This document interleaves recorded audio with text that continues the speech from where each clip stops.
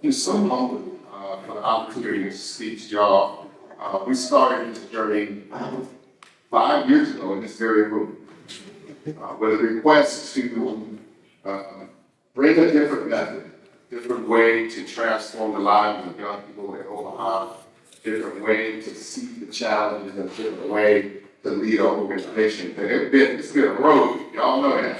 But I'm just so humbled and honored to speak to you today about a transformative process that's happening in this country. The organizations, foundations, school districts, community-based organizations around this country are seeing the possibility of how to support young people of color who've experienced trauma in a new and an exciting way. They're also recognizing that the way that we've been doing it, the way that we've been seeing how to address young people through sort of these technical tools, right? So folks are probably curious, what is healing centered engagement? And I was trained in youth development. These are sort of what you do with young people. It ain't who you be with young people. And we know, and I know from my 30 years of work with young people, it ain't what you do with young people, it's who you be. That's right. And so the process of healing centered engagement, I want to share a little bit with you today. But I'm just so excited. The activity you just engaged in was a very small dose to get you to think about relationships. Because I know that in my own work for 30 years, you all know that you work with young people, that it is the quality of the relationship that transforms the quality of that young person, right? So I know when I was in graduate school, I learned all the theories, all the sort of philosophy and education, but didn't nobody teach me how to be with young people. Nobody told me and showed me how to be vulnerable and how to actually connect. And so the activity that you just did with We're Not Strangers is just a small dose to get you to think about it. It's not always the strategy or the technique that we use, but it's the questions that I ask myself. And it's the questions, the quality of the questions that I ask my staff, how they show up. So that was just a small sample of how we think about cultivating deep and meaningful relationships with young people. Yeah, I got a lot to say on that third day. So again, I'm just so I'm fortunate and humbled to be here. I think I'd like to start with a story about my mama that I think kind of captures what we're doing here in Omaha. My mama is from a small town out of next to Gainesville, out of Florida, called Trenton, Florida. And as a child, I grew up outside of LA. With me and my brothers, my mother used to share these magical stories about growing up in Trenton, Florida. She used to tell us about this beautiful little house that she grew up in. And, you know, as a child, she would go into the backyard and pick mangoes on the trees. And she told us about these bugs that glowed, they glowed in the dark. And as a child, we were just enchanted by these stories because we never had mango trees in our backyard. We never even seen fireflies, right? So she used to tell these stories, and she used to capture our imagination. This little house, beautiful trees in the back. So probably about 8 years ago, my uncle passed away in Shawn, Florida. And all the family gathered. My mama called me up. She told me my uncle passed away. And she said she's going to the funeral and she wants me to go. And I said, Mama, I love to go, but I got papers to grade, I got grants to write, I got stuff to do, Mama. My mom said, get your narrow butt over there. Get your butt to drink. So I gave my mama. And I'm so glad it actually changed my life. Deep down inside, I really still wanted to see that little house that my mama had always shared with us. And so I got to Trenton, Florida, and my mom was so proud. Like, my mom was proud. My son lived down there. So we went to my cousin's house. Y'all know what I'm talking about, right? Y'all know what I'm talking about, right? And so we went to my cousin's house, And we sat on the couch covered with plastic. Y'all remember? By the way, y'all still got couch covered with plastic. It's okay. So we sat on the couch, shared stories, and it was hot, and I actually wanted to go see that little house. So at the end of the day, I said, Mom, we've been, visiting cousins all day. I see that house that you always told us about. She said, okay, then come on. So we walked down the street, and we took a left-hand turn and got on this dirt road. And I don't know if you've ever been to the South before. The trees hang with moss, right? And it was enchanting as we walked down this dirt road. The trees and the moss was hanging down, and the sun was setting, and we started to walk in silence. And sure enough, on the right-hand side, I could see this little pond, this little creek. And it was getting late, I could see these little lightning bugs just hovering above the water. And I became excited like a little kid, like, wow, this is actually still here. And we continued to walk, and we stopped, and she said, we're here. I said, we're here. I can see the little house. And so as I turned to see the house that she was talking about, my heart sank. So it actually wasn't a house, a shack. And it had a tin roof that had holes in it. There was weeds growing up through the porch. The boards were broken on the little creek house. My heart sank because I didn't know my mom had grown up with that number.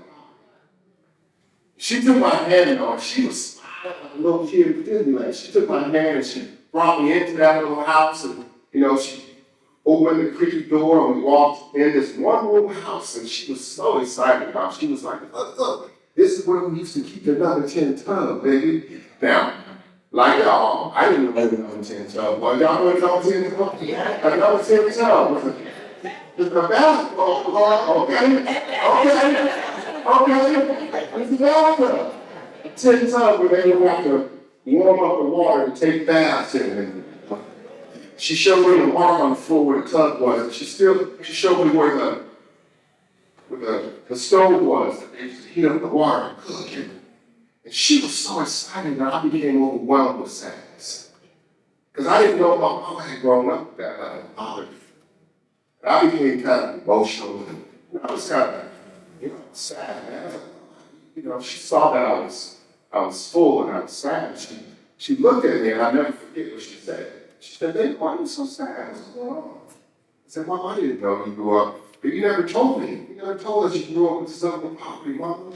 And she said, "Baby, don't worry about that. Don't you know something? In this house, when I was a child, I dreamed of you before you existed. And you coming to this being here is a realization of my dreams. And I shifted you, changed you forever. Because in that moment, I realized that my mama understood poverty, but she was not defined by it. And that she could see something in me before I even existed. And the power of our ability to see beyond our conditions that our young people are in is the kind of vision we need to have in this country for our young people. So we need to be able to have a sight like my mama. Right? That we understand these conditions. We know these conditions, but we can cultivate the courage to see beyond them and create a pathway for all of us to be well. I remember when I first began writing about healing, I went to my mama and we're talking about healing, and I was almost done with this book. She said, "Healing from what?" And I was like, "Oh, damn." I gotta go ask some monkeys. So I'm going to start with the question is, so what is healing? Why now? One of the guys had. Before we answer that question, we have to deal with to ask healing from what? And when we talk about, we have to think about harm. And the way in which we think about harm, oftentimes, the way that I was thinking is to think about harm as something that happens in an acute situation. But if you look up, you can make sure that's what it is. Abuse. Now, that has a disrupting impact on that young person's life. And that's important. But my work in Oakland saw a different way to think about harm. I saw harm with young people which is shameful because they thick lips and can't hear. What I saw harm was fear from walking to school because there was a shooting the next day or the prior day. What I saw harm was the way in which teachers would degrade black young people and not allow them to have their own authentic voice. Oh, you'll pass up, or you will never be not to nothing. And so harm is not just this acute thing that happens. Harm happens all the time. And it's not just harm for these young people. What I also realized in my work with young people is that harm happens to us too. And that sometimes we believe that this thing that we call adulthood, y'all feel me? This thing we call adulthood is a finished product. PhD, I got a good job, young people just get like me. I'll say it again, Dr. Right? We think adulthood is just a finished product. And that oftentimes we believe that our jobs and our titles are enough to actually strip young people women. In fact, we're dealing with some of our own news.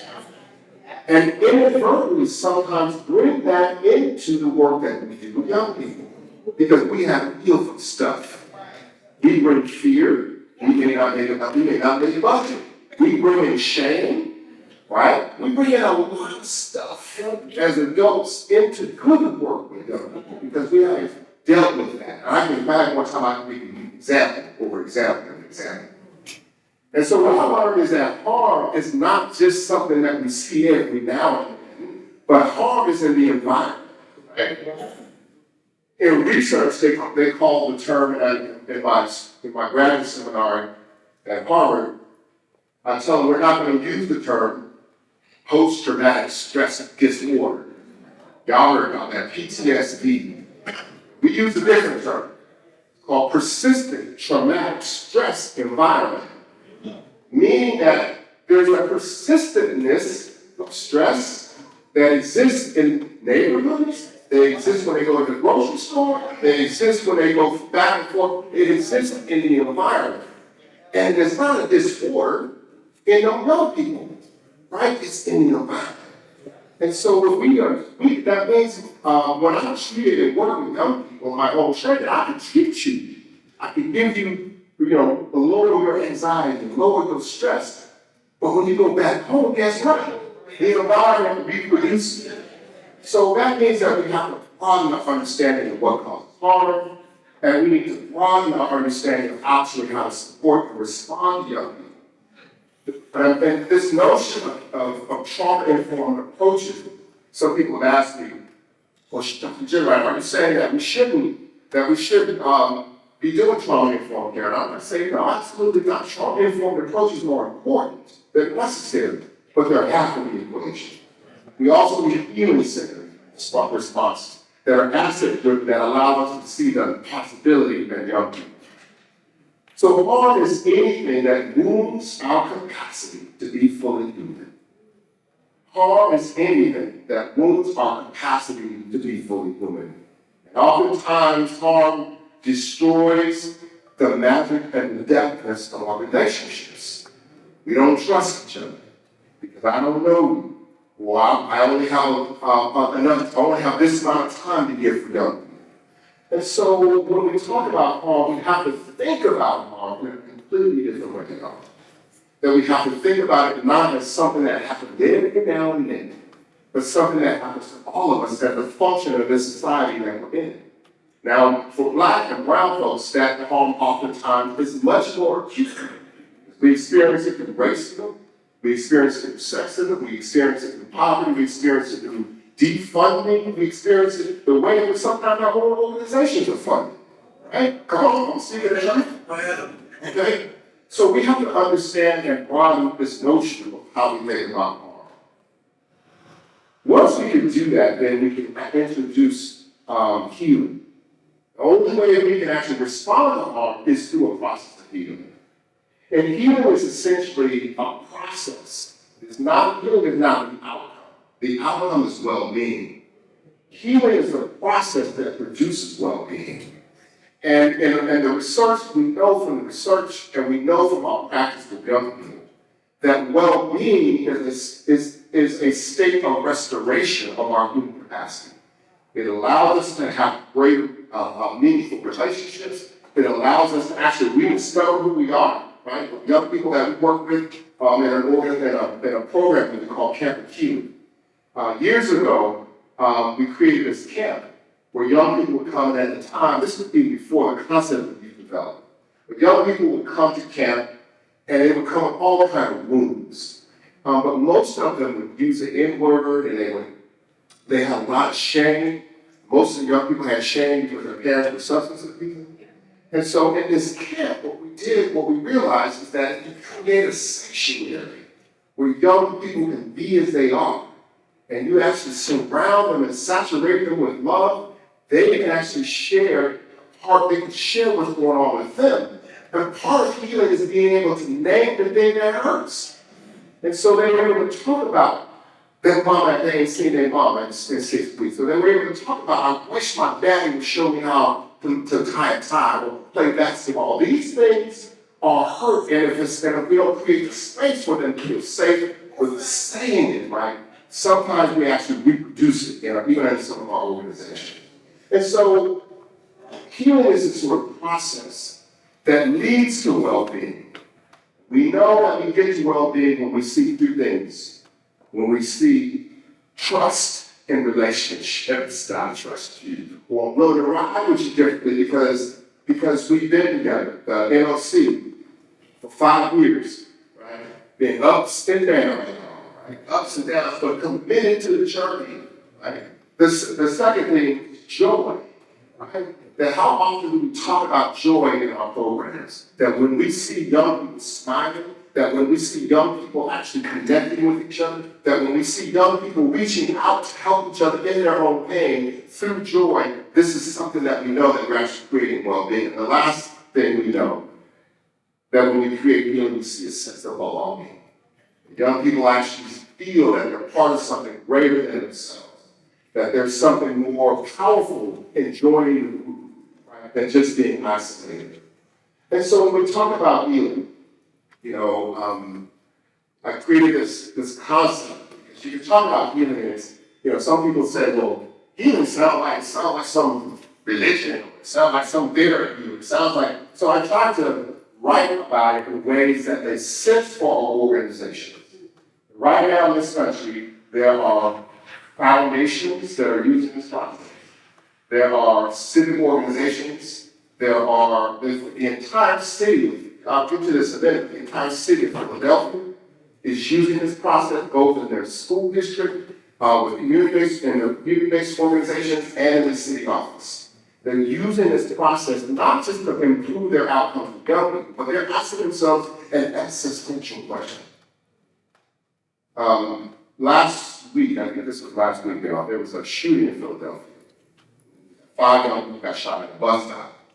And unfortunately, that was the first time that happened. So in Philadelphia, they're asking themselves a different question. They're asking, who do we have to be to change the way these systems exist and work so that we can create something different for young people in Philadelphia? And you can only do that if you actually begin to question and change who you are and how you think about the issues that are in front of you. If we don't do that, this process, the default is to do what we've always done. And then we get the same results, right? So I tried to codify this notion of leader-centered engagement so that people could use it and make it work in their organizations. I remember describing this process to a friend of mine who was a botanist at UC Berkeley. I was talking about healing and toxicity. And she said, well, this idea of healing-centered engagement, Shawn, it sounds something like, in my laboratory at UC Berkeley, we take these plants and we put them in a chamber and we try to study how those plants respond to different kinds of toxicity. And we pump the gas into these chambers, and what we see is how the plants respond. And oftentimes, it may take an hour for the plant to die, or maybe like 2 minutes for the plant to die. But we do this with different plants and different types of toxic gas. Like, I don't sound like what I'm talking about. And she said, no, but one time, Shawn, what we did, something extraordinary. We never seen anything like this in science or in our lab. Rather than put one plant in this chamber, we put a community of plants, 10, 15 plants in the same chamber. And we pumped it with gas. Well, something miraculous happened that we had never seen before in our lab. She said the plants began to pull out different nutrients out of the soil. They began to metabolize those nutrients differently, and they began to emit a gas through their leaves that cleaned up the toxic gas that was being pumped into the chamber. They detoxified the environment. And that's exactly what we're doing. Right? That's exactly what healing center is. It's a process that allows us to detoxify the environment. We use these 5 principles that you hear about in your engagement, in your training. We call them the karma principles, spelled with C, not a K. The culture and identity, a sense of agency, building transforming relationships, finding meaning, and having a sense of aspiration. Karma, culture, agency, relationships, meaning, and aspirations. And I wish, well, actually, y'all don't get it. I'm going to say, if I have more time, I'll take y'all with each one of them. But we don't have more time because you're going to get it trained. And so, each of these principles I've found in our work that flourishes in my work with young people, each of these principles have a significant impact on young people. There's one young person that's here today that started in this process when she was 13 years old. And she's with us today. Her name is Randy Powell. Randy, stand up.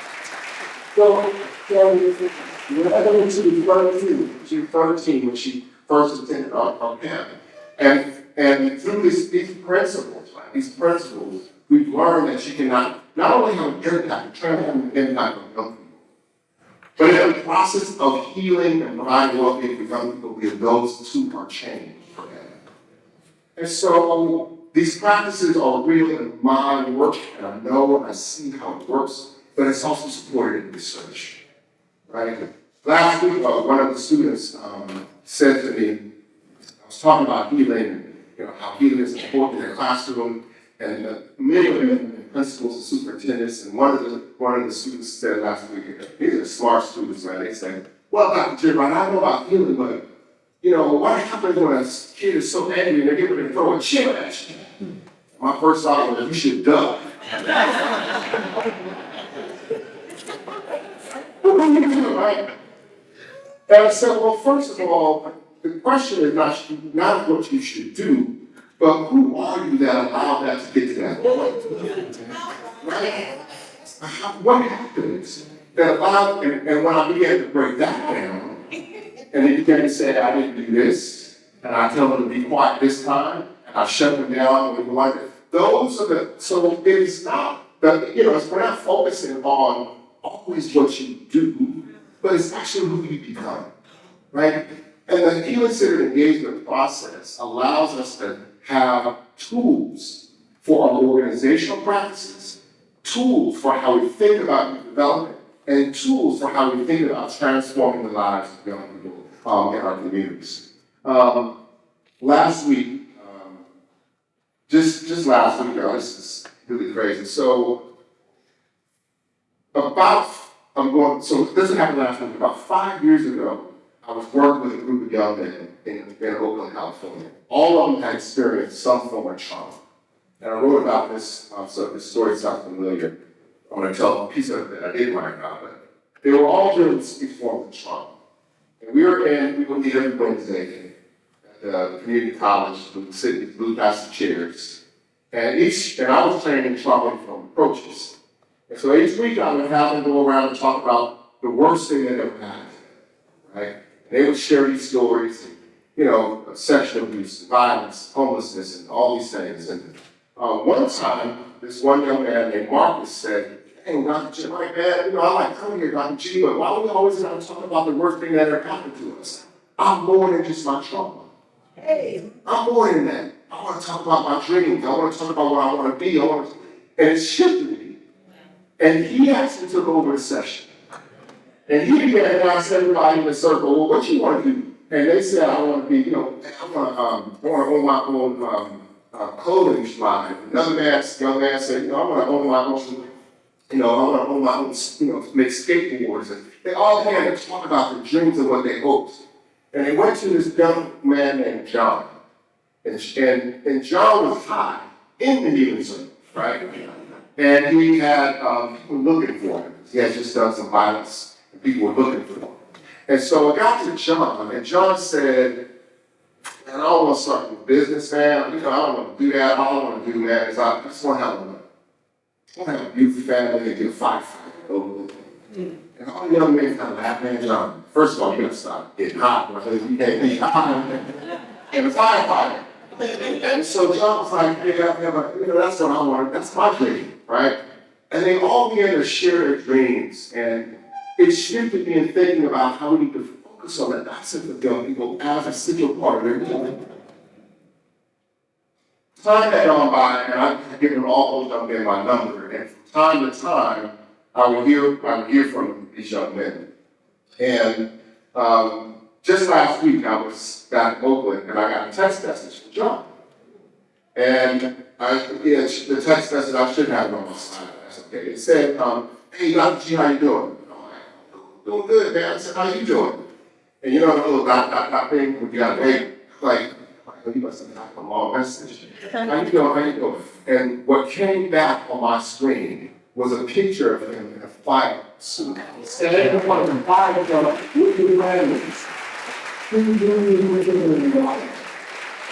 everybody has to story I'm emotional.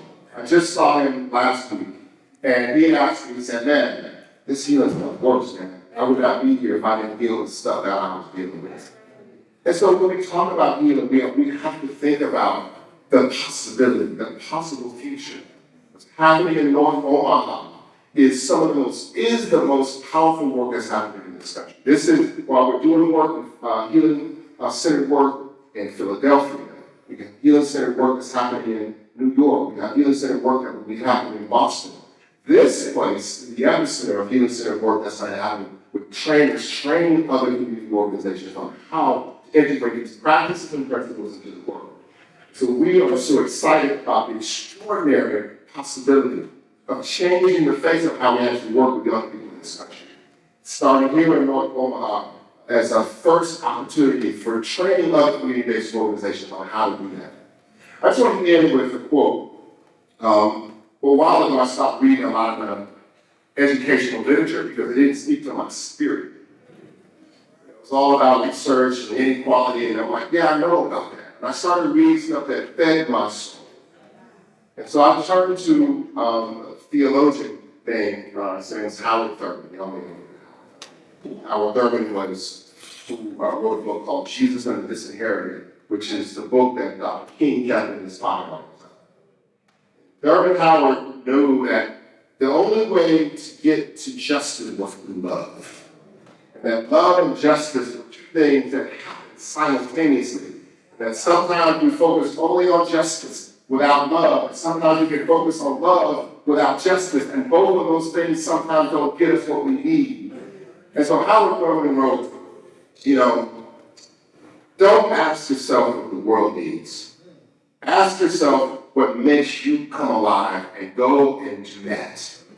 Because what the world needs is people who have come alive. This is what we have right now in North Omaha. People who have come alive. Thank you all so much. Everyone.